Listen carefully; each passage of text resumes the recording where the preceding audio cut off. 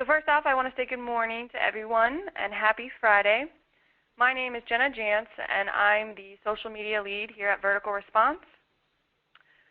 First off, I want to say thank you for joining us for Twitter for Business, which is part 3 of the Vertical Response social media series. Before we get started, I do want to mention that we have quite a few people on the line, and I have muted everyone except for our presenter. If you have questions, just type them into the question box on your screen. I would also encourage you to ask those questions as they come to you, because we do plan to answer as many questions that you have as possible. You can also send in questions to VR4SmallBiz on Twitter. Use the hashtag SMSVR so that everyone can easily follow along. Also, I get this question a million times in a webinar, but we will be sending an email follow-up next week that will contain a recording of this webinar and downloadable slides. Okay, so it's time to dive in. To cover this very important topic, we have brought in a social media expert. Chris Brogan is the president of New Marketing Labs. He is a 10-year veteran of using social media as well as both web and mobile technologies to build digital relationships for businesses, organizations, and individuals. Chris speaks, blogs, writes articles, and makes media of all kinds at chrisbrogan.com, which is a blog in the top 10 of the Advertising Age Power 150 and in the top 100 of Technorati. He is also the co-author of a book called Trust Agents that just came out not too long ago. That is quite a lot of achievements. So with that being said, I'm going to remind you to send in your questions into the question box that GoToWebinar offers you, or send them to us on Twitter with the hashtag SMSBR, and then I'm going to hand the controls over to Chris. Well, thank you so much, Jen. I appreciate it, and I'm really excited to be part of the webinar today. And just to do a little level set for some of my friends who have joined on to attend as well, this will be starting at the basics and talking through some of the mindset of how Twitter can be something more than just a gee whiz tool that connects people up to talk about their sandwiches and the like. The mindset is that folks who are in small and medium, even to large business, can understand from this what we'll be able to accomplish with this tool that I think is pretty important. I've asked Jenna to be our slide flipper because I tend to break things, including GoToWebinar, WebEx, and every other webinar software. So if you're willing to flip it, I will we'll go quickly through our agenda. Jenna has a whole bunch of questions and answers throughout the entire event, and as she mentioned, there's a hashtag to ask other questions, or you can do it through the GoToWebinar product. By the end of it, you'll feel smarter, and we'll all go home happy. That's a rough facsimile of my head over on the right. I look something like that, and I am at Chris Brogan on Twitter. So if we move to the next slide. Really, what is Twitter? The easiest way that I've heard people describe it is it's a one-to-many communications tool in lieu of something like text messaging. It's an opportunity to tell a series of people, people who've chosen to subscribe to your posts, about what you're doing at any one time. You just go ahead. If it's a one-to-many, does that mean that you reach every single person that's following you every time you tweet? Well, you would think so. The messages get passed to everyone who subscribes to your tweets, but that doesn't mean that they're there. I mean, that would sort of presume that there are people very actively and anxiously searching your messages. So it's a good question, Jenna, because one of the first things to know is that, I mean, this maybe isn't the best way to grab an employee or a coworker's attention on something very important, like, you know, Bob, you missed picking up the package for the delivery. Where the heck are you? Probably isn't the right message to send on Twitter, but you might send, you know, great job at the sales call today, and, you know, here's some stats that you could give them for the follow-up email. And so it's a good point. Is it does go out to everyone who's chosen to subscribe to it, and there is no simple way to segregate an outgoing message, but do also understand that your message doesn't necessarily come urgently to the person's mobile device or whatnot unless they've set it up to do so. So let's move on a little bit more. So as I say, simply it's a one-to-many communications tool, but when we go to the next slide, the other point to make is that to me it's very much simply the new phone. when I say that, I mean that Twitter allows us to bring a whole different kind of dial tone to business. And in so saying, I think that there's a lot more to this technology, and not necessarily Twitter.com as it is today, any much more so than AOL wasn't really the internet more than a decade ago, but it's how a lot of us got our training wheels. But I think Twitter is as important as phones were over 100 years ago and as email was 25 years ago. I also call it a serendipity engine. And so to talk into that really quickly, one of the things I mean when I say that is that your phone contact address book has pretty much a finite number of addresses in it, and then you add a little here and there when you meet people. So it's pretty likely that you don't somehow accidentally get 200 new prospective people to deal with on your phone. Facebook, as an application, requires that you opt into following and friending other people on it.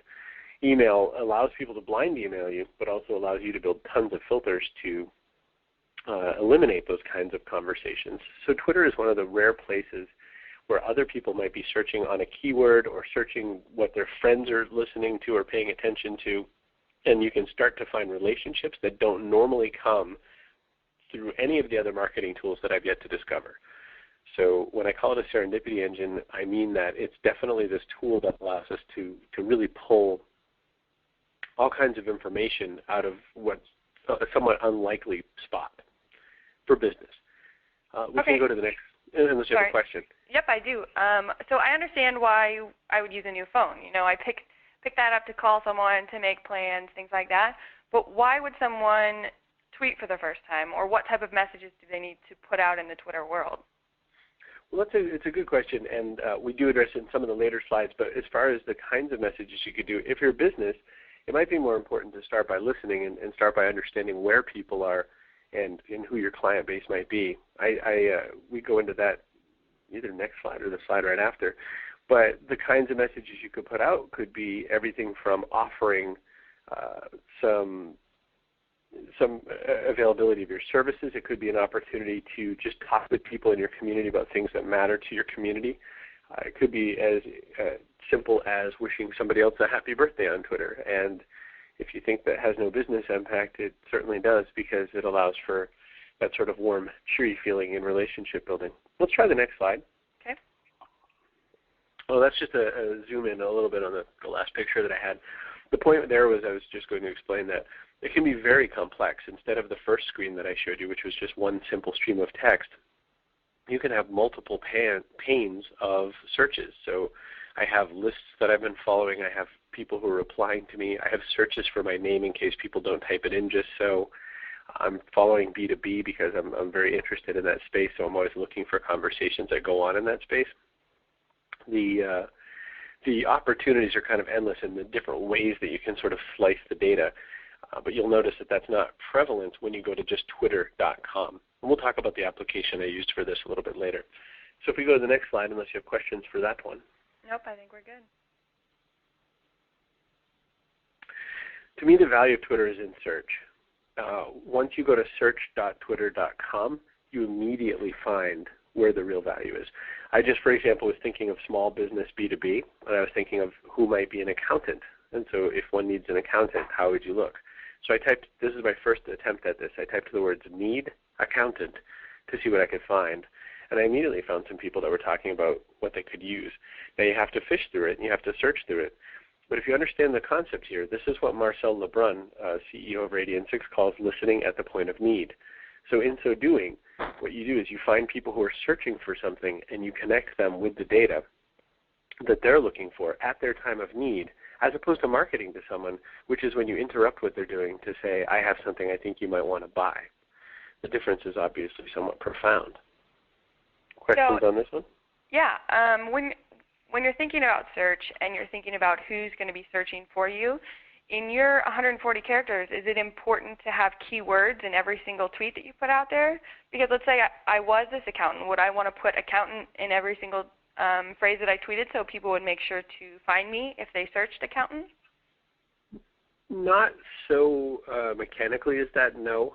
But I think that should that be one of the things you're on there for, is to make yourself known as an accountant, you probably would want to put accountant and accounting in a couple of your tweets, because again, that's how people will be searching, is they'll be saying, how do I find somebody who's an accountant?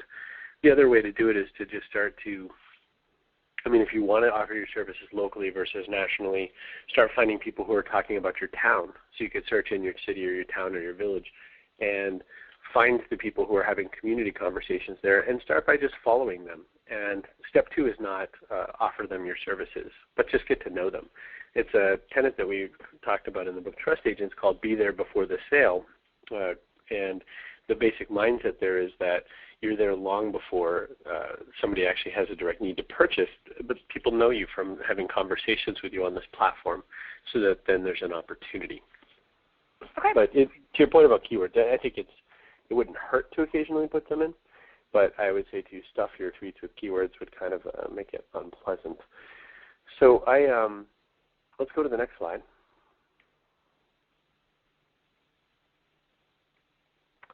And so really the first 3 things you might want to consider doing is looking at your profile.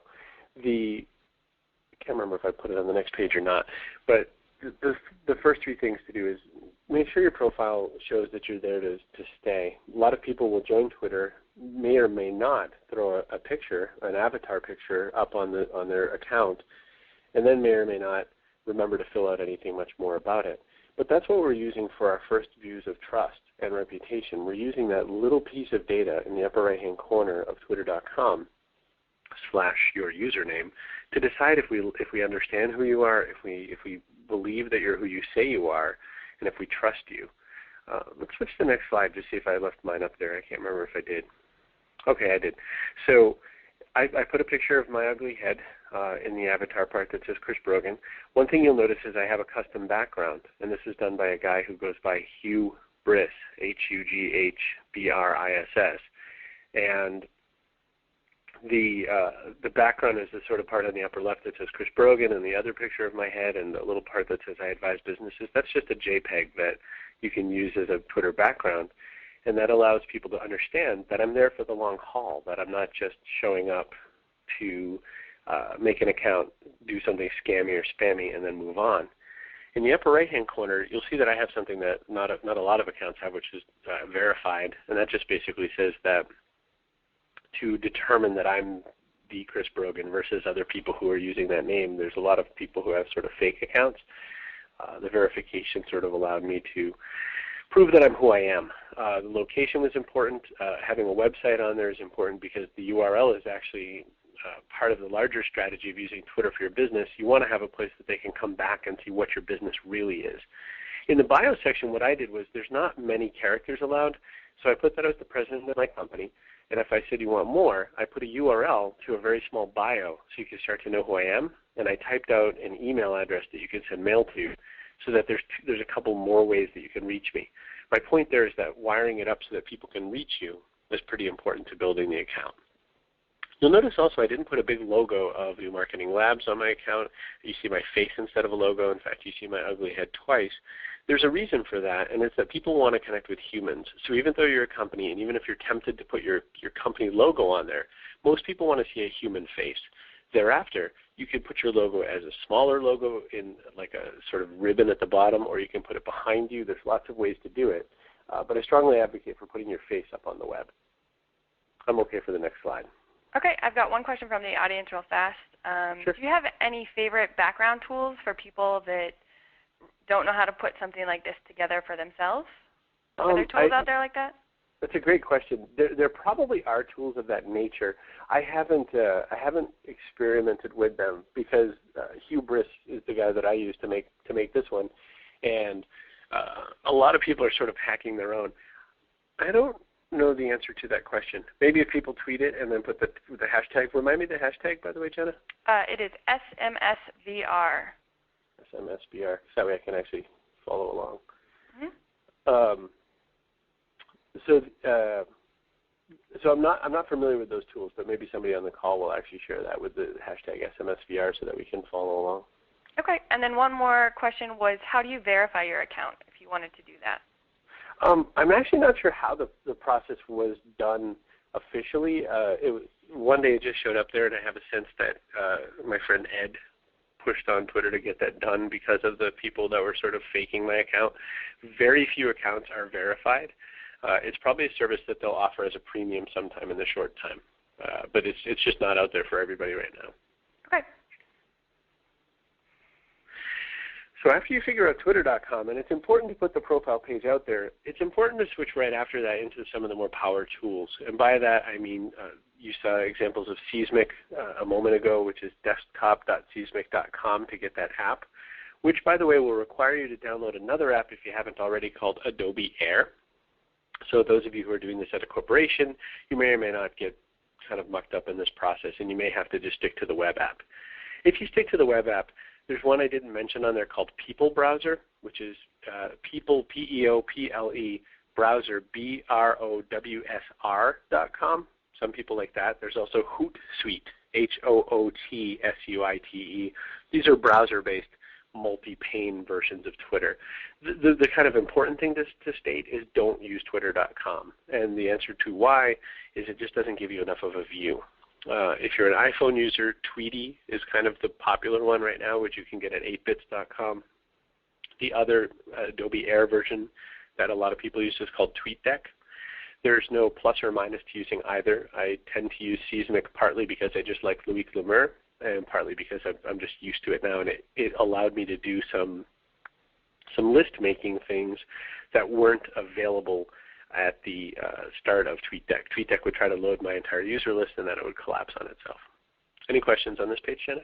No, but I was actually going to mention that we actually play around with Hootsuite and CoTweet, and they've worked very well for us, especially in managing multiple people within our own account. So. Oh, I'm really glad you mentioned CoTweet. I'm surprised I didn't think to put it on the slide, but especially for businesses. CoTweet, which is COTWEET.com, is an application that allows multiple users to communicate via the same account. It adds a couple layers of external conversation so that if Jenna and other vertical response people need to use the same app, then they can put their initials after it so it lets everybody know who's doing the tweeting from that app. But there's also external notes. So you can all be like, don't talk to Dave. We already talked to him offline. It's okay now. And that way the entire team doesn't accidentally respond to Dave's customer service question on Twitter. So it's a pretty useful app. The people who make it are pretty good people, and cotweet.com. And for iPhone apps, there's a gazillion iPhone apps. I picked Tweety 2 because it happens to be the one I'm using right now, and I like it a lot. Other people say that they prefer TweetDeck for iPhone. Still others use Twitterific. I mean, there's dozens of them. Not as many for CrackBerry, and I have no idea for the brand new Verizon Droid, which was released today. Okay, ready for the next slide? I am.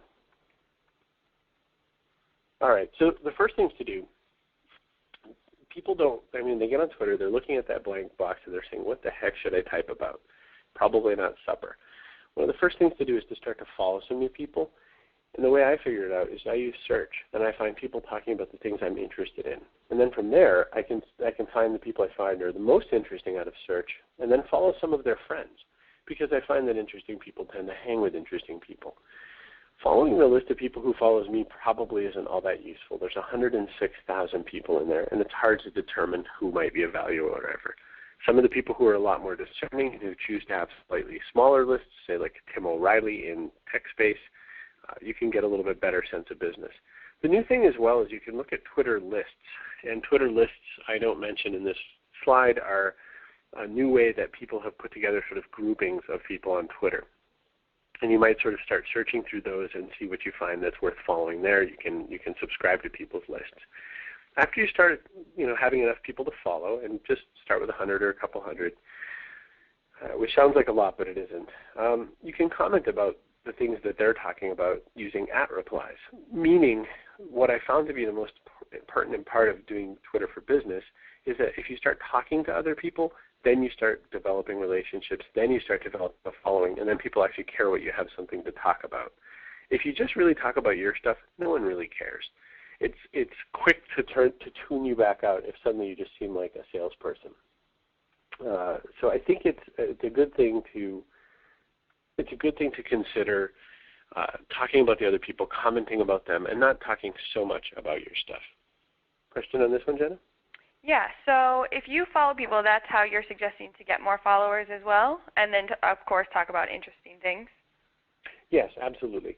People will check you out. I mean, when they note that you're following them, people will check you out and see if they understand what's of interest to you, and they'll decide whether or not it's worth following. I mean, for example, if you search this hashtag SMSVR, you'll see all the people that attended the event, and you'll say, oh, that's interesting. These people all sort of think, they're interested in what I'm doing, and they're interested in this conversation about Twitter for Business, so they'll be worth checking out.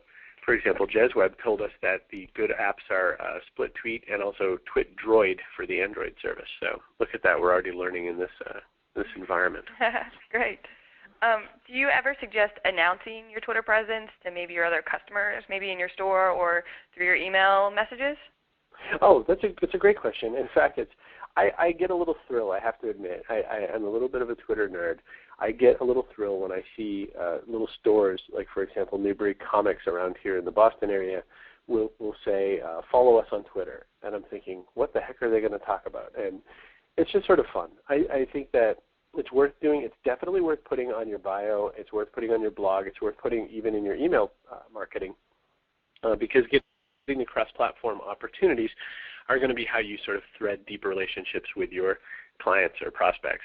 I find that when I know somebody via Twitter, I'm more likely to answer their email and make a response to them than I am just if they're just hitting me through email. So it's something about the cross-platform opportunity where I feel like I've had a conversation with them in Twitter gives me a better opportunity to connect with them in other services like email. Okay. And then I had a very interesting comment from someone in the audience that says they are a business-to-business type company, and they use white papers in several of their email messages. Is it okay to reuse these white papers and post them on Twitter, or is it bad practice to kind of reuse something that you've already publicized? Oh no! I mean, my gosh, the beauty of data is that you can share it a bunch of times. It's write once, read many. The difference might be that the way I would do that, like if I consider white papers almost the way I would present some of my favorite blog posts, I would ask a question that's answered by the white paper. So, for example, what if your business-to-business is saying, I don't know, worried about wastewater treatment costs? Here's some results we found that give you better ideas on how to do X. And so I find that if you ask a question or say, how are you managing your Sarbanes-Oxley compliance this coming year? Here's the link. It gets lots more results than if you just basically talk about your thing and put a link to it. Cool.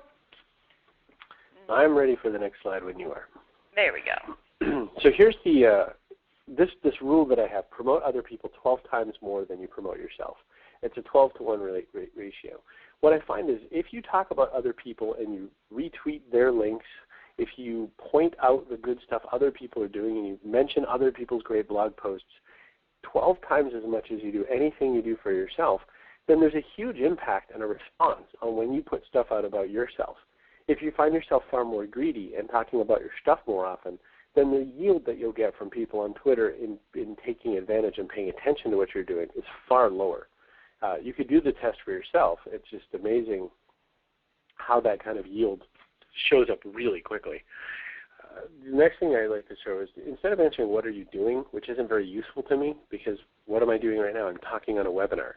But answering the question what has your attention is a whole different thing because what has your attention right now is learning tips for communicating business with Chris Brogan. So answering what has your attention always is a better way to go with Twitter.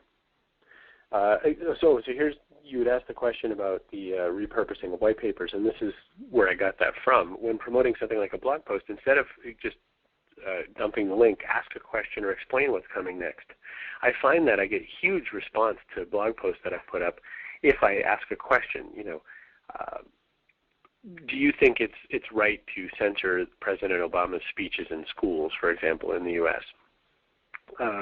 Brings a huge wave of people. Some of them comment on Twitter, and that's okay, but plenty of them come to the blog and then take some conversation there. Questions on this slide at all, Jenna? One that kind of pertains to when you're tweeting. They're a little confused about how do you make Twitter local? How do you make your messages local because it's such a wide audience? Well, So, for example, if you went to search.twitter.com and we put in Rochester for Rochester, New York, next thing you know, I start finding people talking about Rochester. I can start searching through. I can start finding the people. Then I can start following them. So, for example, I find somebody named A. Catalanello who's talking about professionals inside of Rochester. I also see that there's a hashtag #ROC. So I can start going down these little rabbit holes and collecting up people who relate to the Rochester area. And then I can quickly discern who I want to have of content in there and make those relationships happen. So Twitter doesn't make it easier for you to find people in a certain area. By all means, the geolocation stuff is not really strong yet. And some people are going to be weirded out when it's strong. If I'm visiting a different city and I don't necessarily want to announce my presence there, I sure don't want my tweets to be telling people what street I'm on. But in the short term, what you can do is through using Twitter search, you can start going down into what people are talking about a city, and then you can start to collect up a local following. In so doing, you'll start to get a sense of the pulse of who spreads information the most in that city, and or you'll find that you'll try to better discern who your would-be clients are in that city, because obviously it won't just be everyone who happens to be tweeting in that city. Cool. And then I had two simple questions. One was, do you ever recommend how many times a day a company should tweet? Oh, good question. No, I don't. It's sort of, some people look at this more like a chore. Other people look at this as like using their phone. So if you're using your phone for telemarketing, then you probably have a set amount of calls that you try to get done, and 100 dials, I hope, for 2 responses, that kind of a thing. You could be as mechanical about your tweeting. I don't think that it will give a great result because I think people are very intent on keeping it a very human-style business. What you might consider doing is anywhere from 6 to 8 tweets minimum a day would be useful, and I would spread them out across different time zones if you're not a locality-based business. And if you are, spread it out throughout the day because some people are checking Twitter in the mornings just before going to work. Some people are checking it once they've had their first coffee. Others are checking it around lunchtime. Still others get hit around that 2 o'clock time that we all seem to get up from our desk and decide we don't want to be there anymore. And a few others will get it right before drive time. So you can really figure it out that way if that's of value to you. And then the other times, just kind of go on when there's something that makes sense or when you have questions. Twitter's an amazing service to answer questions via. I mean, if you ask questions, once you have some level of following who knows who you are, it's amazing how many responses you can get in the human web now versus the old school of asking Google. And then the other question was, what do you feel about auto direct messages if companies want to send out offers and things? I loathe them. If you Google the term "Twitter is no place for robot behavior," you'll see very accurately how I feel about that. Auto responses do nothing polite and do nothing positive. I think there is a huge opportunity to lose following and lose face, lose friendship when you start using robotic tweets.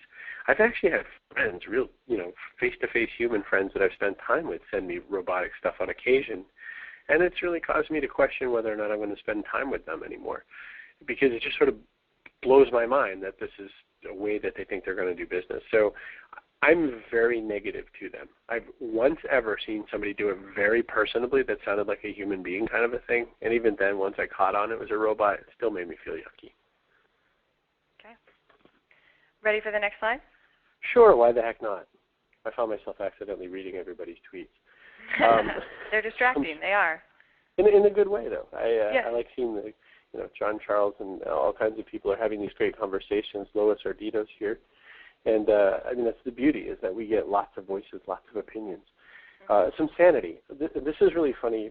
I get this a lot because I follow 106,000 people. Or I follow about 95,000. 106,000 follow me. Obviously, I don't see every tweet. In fact, the software can't even serve that many tweets through the API. So I only see some subset of everything anybody's saying. But you don't have to read every tweet. It's not a requirement. By the way, if you Google "you're doing it wrong," I have a blog post about all the different ways people think you're wrong about everything you do. You don't have to reply to every @ reply. @ tweets are sort of like when someone says @ your name and asks you a question or says something. Try to do as many as you can, and it is important to talk back to people. Otherwise, they feel like you're doing a sort of one-way street. But if you don't reply to everybody, it's okay. And again, it's okay. Some people can say you're doing it wrong. I think that things like auto DMs are a quick way for people to unfollow you.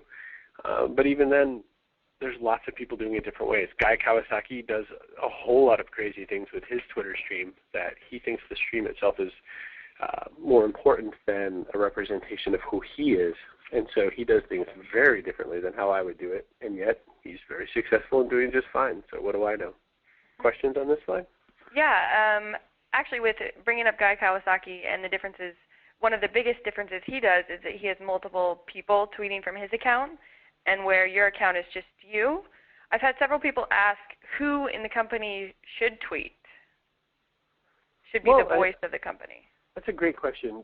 I would say the people that are passionate. I think that Tony Hsieh from Zappos had everybody using Twitter, and that was very successful to them. Dell has hundreds of people using Twitter. Some companies have 1 or 2 people. Here's a hint. It shouldn't just be the marketing person. Marketing people have one perspective, which is get more leads to close more sales, if they're good. But that's not how comms thinks of things. That's not how operations and customer service thinks about things. That's not how the engineers might think about things, the manufacturers or the chefs.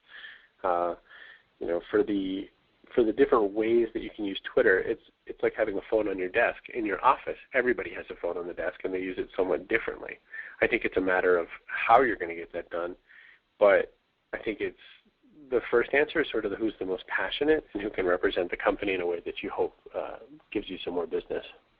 And I actually second that. I had a meeting yesterday with some support people that we invited to go through our Twitter stream, and I learned so much from them because they are actually on the phones with our customers and things like that. It's really eye-opening for us. Right. Well, as a guy who grew up in customer service, it's really important to understand that customer service people are almost always your most passionate evangelists for your company. The only difference is they also know where all the bodies died, and so sometimes they talk in somewhat the more negative terms of all the things that your platform does wrong. But they are the most trainable to be the best evangelist for your company. So don't underrate your customer service folk. Mm-hmm. Somebody also asked if you don't read every tweet, should companies repeat the same tweet during the daytime? Good Lord, that's a toughie. I think that it's hard to say yes to that, because I think that the minute you start smelling like that you're repeating stuff, I think it's an opportunity to really go down that slippery slope of seeming like a robot. You as a human don't often repeat everything all the time, but then again, you as a parent do, right? I mean, there's so many times that a parent will say, pick up the shoes. Please pick up the shoes. Remember I asked you to pick up your shoes earlier? With repetition comes acceptance. I guess sort of maybe make that sort of a blended thing. You can retweet something again. There's other ways to do it, right? Sometimes I'll ask a question about a blog post of mine, and I'll say, how do you think movie theaters should become more interactive? And then a whole bunch of people will come and comment. A lot of times they'll say, I'm just so amazed by all the great comments I got, and usually because I am. Next thing you know, what will happen is that more people will come and comment on top of the comments. So that's another way to do it. Cool. And then I think our audience is following along very well, but I had a couple beginners ask, what is the difference between an @ reply, a retweet, and a DM? That's a really great thing. I didn't exactly go into the vernacular at all, and there are a few different ways to look at it. It's fun reading all the comments, too. And Luke is right that everybody needs it. So a standard, I don't know what you'd call it, but like a basic tweet is just saying something. It's just saying, here I am at the bus station wondering where all my friends just went to. An @ reply is if I said, @BeberryMom, I think anybody should, and I've just replied to a question that you might have asked. A direct message is if you type D space in the username, and that's a private message, a one-to-one kind of a message.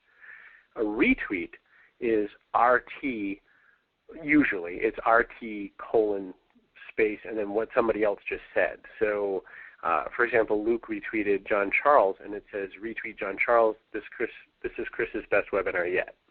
So that's somebody retweeting something. And so I would say that it's, I think those are the basics, and then beyond that, the only other kind of thing you should know about is that one of the things we do when we use Twitter is if we are sending links, we're usually using some kind of URL shortener to make some space in our tweet stream. In so doing that, the opportunity is most of the apps have a built-in shortener, and things like Hootsuite have shorteners that have all kinds of statistics gathering in them. So Bitly and Owly and some of these other new ones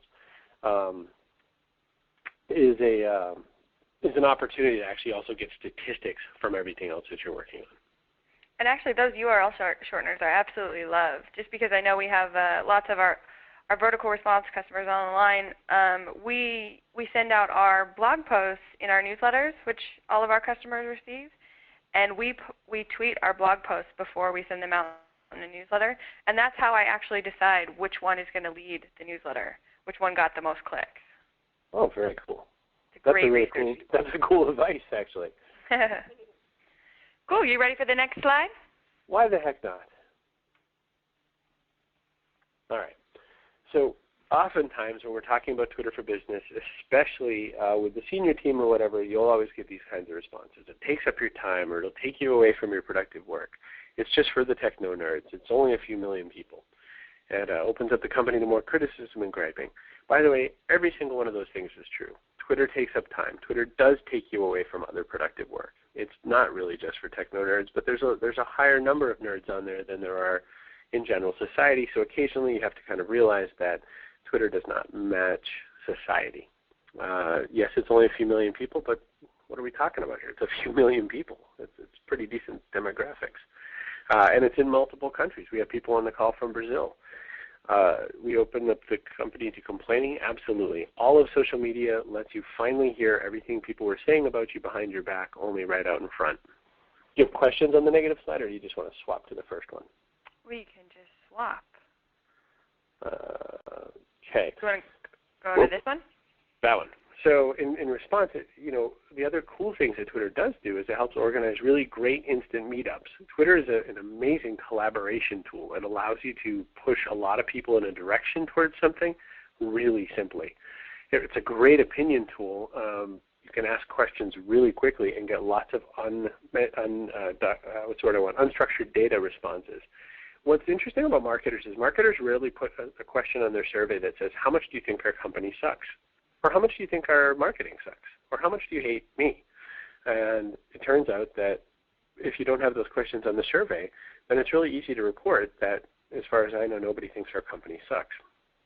Twitter helps you clear that up really quickly, because if you just put in your company name and sucks, or stinks, or several different curse words, you will find some kind of conversation. And if not, congratulations. And if no one's talking about your company at all, sorry to hear it. Twitter does help you direct people's attention to good things. We use it for fundraising all the time. Every week or so there's some kind of interesting fundraising going on here where we're pointing to something like a chipin.org widget to search and find the good stuff. So there's a lot of opportunities there.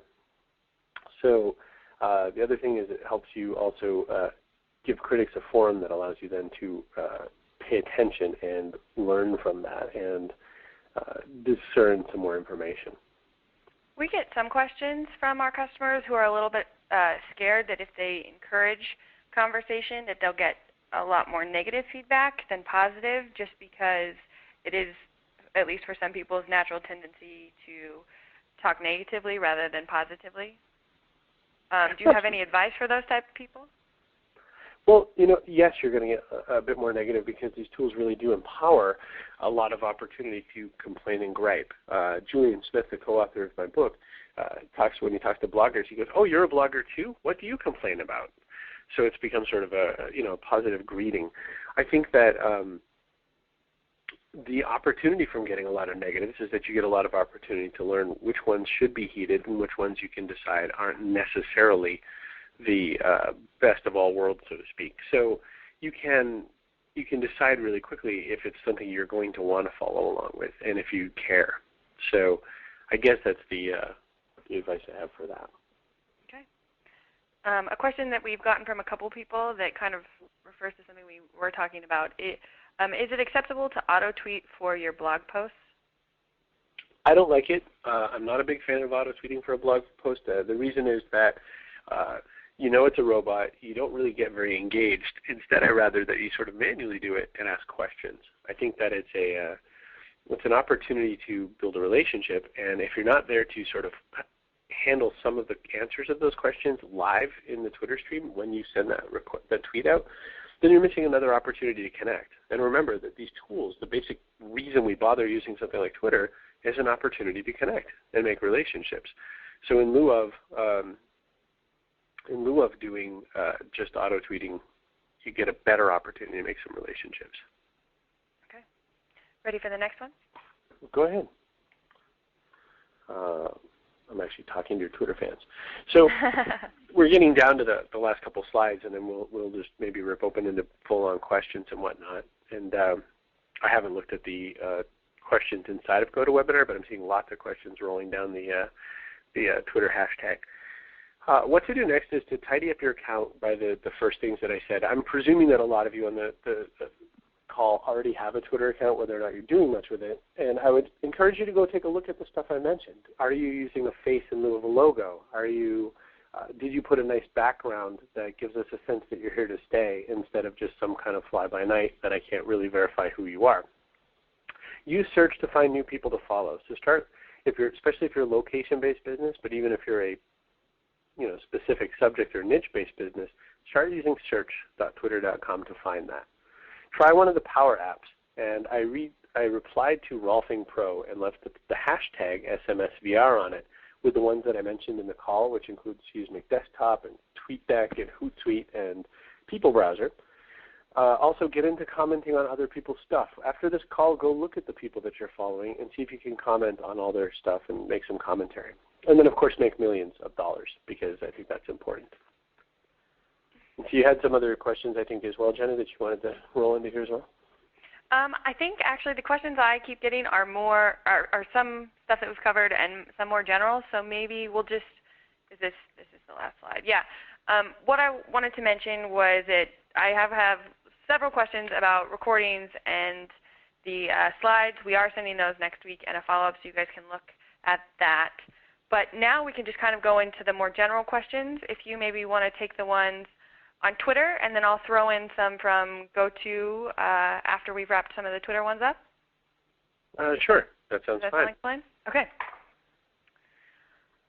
So as I'm looking down here, Auto Expert SoCal, on one of my favorite parts of California, asked the question, are you able to have a couple people tweet on the same account, like how Facebook assigns different admins to the same account? The answer for that is yes. You could use the tool CoTweet that we talked about earlier, and that would give you that kind of technology. It's TWEET.com. Wow. And the question about how the different ways to use Twitter lists was asked a whole bunch of times. I'm really just not smart enough yet about Twitter lists. I have some negative opinions about them because I feel like they could be very exclusionary. Like if you set up a Twitter list called Thought Leaders of Boston, then if I'm not on that list, I'll feel sad. If I'm on the list, then I'll be happy, but then the new people coming up will feel like it's exclusionary again, so you can get that sort of feeling. I think that the opportunities, though, are, people in the medical profession is a Twitter list that you can't necessarily deny, etc. So I think there's lots of opportunities for using the list for good. I've yet to delve too deeply into them, and I've yet to start importing other people's lists to answer that question better. Looking down some of the other questions. Nice stories of ROI. Good question, Jez Webb. Yes, Dell has done some great ROI. They set up a Twitter account for Dell Bargain Outlet and started making money. They made millions. A smaller number, I helped an internet service provider, an ISP, realize that every time someone put my website sucks, my host went down, my effing blog is dead, blah, blah, blah, that they could swoop in and say, hey, I would love to offer you some help on my account, and I'll give you 3 months free service. I'll transfer you over. And they started rolling 6 figures every month from the minute they started doing that. Roger Smith Hotel has successfully booked more business than many other boutique hotels in Manhattan ever since they started very actively following and courting people on Twitter who mentioned that they were coming to New York City. Roger Smith Hotel is the only hotel that I go to when I stay in Manhattan because they reached out to me on Twitter, RS Hotel. So there's a bunch of case studies like that. For example, I will also put a link to all of my case studies, which are all varied and all for different things. But they're at delicious.com/Chris/Brogan/case study, singular. And I'll put that in the Twitter stream as well as now that I've set it into the phone, so people playing along from the recording will know what we're talking about. Any other questions, Jenna, that you want to cover, or if not, I can keep sort of plunging. I do. I have a couple that have been interesting. One is I do know from a survey that we did that we actually, our customers there's a larger percentage on Facebook than on Twitter. And so we kind of had a question that how does Twitter different from Facebook updates? So yes, there's lots more people on Facebook. The stats are approximately 750,000 new people are joining Facebook every day. And the plus of that is that there's lots of people there. The minus is it's a lot harder to get them there and find them there. And the opportunities to find and gather new people in Facebook are a lot harder. But there's lots of people getting business done in there. Facebook fan pages for businesses are taking off and have found sort of mixed results. Facebook advertising, I've yet to find someone go, wow, that's really worked for me. And I should answer Luke and say I also like Northern California because I'm a big fan of San Francisco. We are too. I have a great question from someone who they tweet from a business account, and they also have 3 different people who tweet business messages as well. They usually tweet very similar messages. Do you think they're wondering if they're competing with themselves or if they should keep up with this strategy? I think that it always shows off kind of, I don't know, scammy is too mean a word, but it's always really obvious when companies sort of retweet each other a lot and start to say the same kinds of things and drive people there. And you have to do it. I mean, I retweet Justin Levy's messages. Justin's one of my guys at New Marketing Labs. And I'll retweet some of the other New Marketing Labs guys. And I guess it's just sort of part of the business. But it always feels like that. It always feels like, hey, they're retweeting each other so that we'll draw even more attention to the business. And at the same time, there's probably different little lists of followers. And so it's sort of like throwing a couple of pebbles in the water. You see a bunch of different ripples, not the same ripple, and so it reaches different pieces of the water, if that makes sense. Lois asked a somewhat similar question but different. She said, should I maybe have a personal account and a business account? One of the best answers I ever had for that would be Guy Kawasaki. He said, why would I put my business stuff on one channel and my non-business stuff on another? That's like having PBS and the QVC network, and I really need to make my money off QVC, but you really want the great content on PBS. You should really kind of keep them linked up. You may or may not decide to keep a personal account versus a business account, but the one that you want to have driving value and the one that you want to put the most eggs into that basket is the one where you should do all of that work. It should not be split across the two. I think you'll run into problems with that. Okay. I had a question about search. Is search in real time?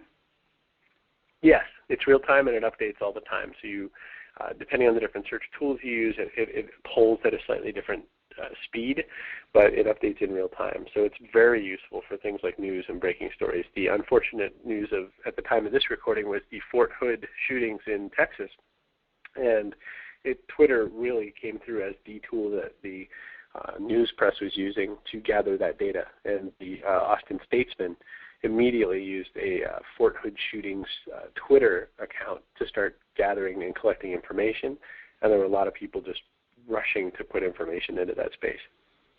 Okay. Well, then I just have one more question that I think would be a good wrap-up. So did you see any more on Twitter that you wanted to answer before we closed? No, not exactly, except that Barbara Kirk had asked a question about are there any new measurements of the effectiveness of Twitter efforts, and there's some inside that case studies thing that I pointed out. There's some actually given in the book Trust Agents.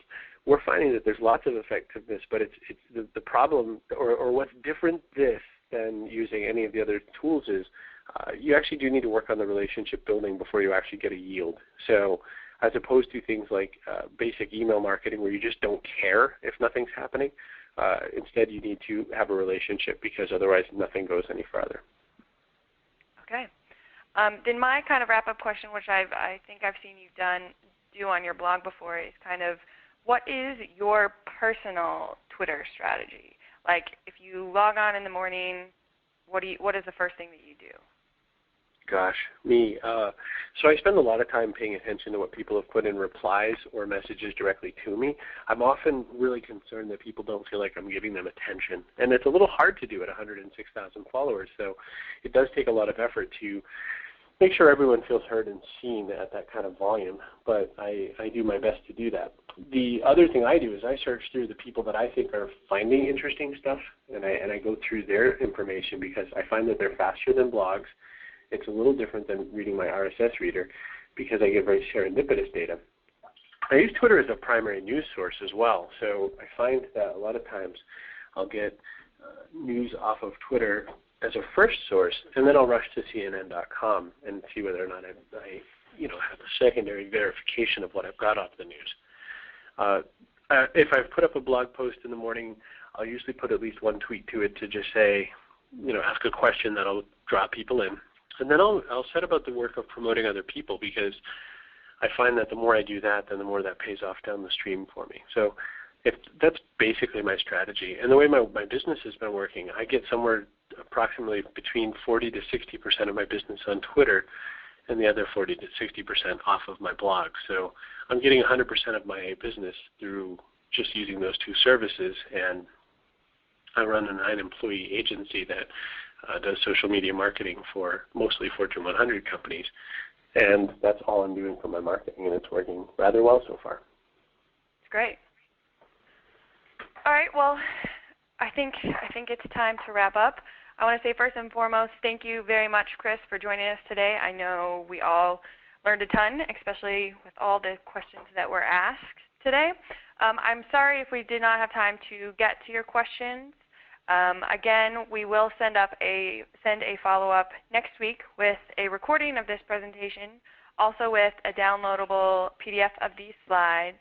I also have been trying to take notes about all the links and tools that Chris has recommended during the presentation, and I will put those together in another PDF download so that you guys can have those as well. But besides that, I just want to tell everybody to enjoy their Friday, and thanks again, Chris.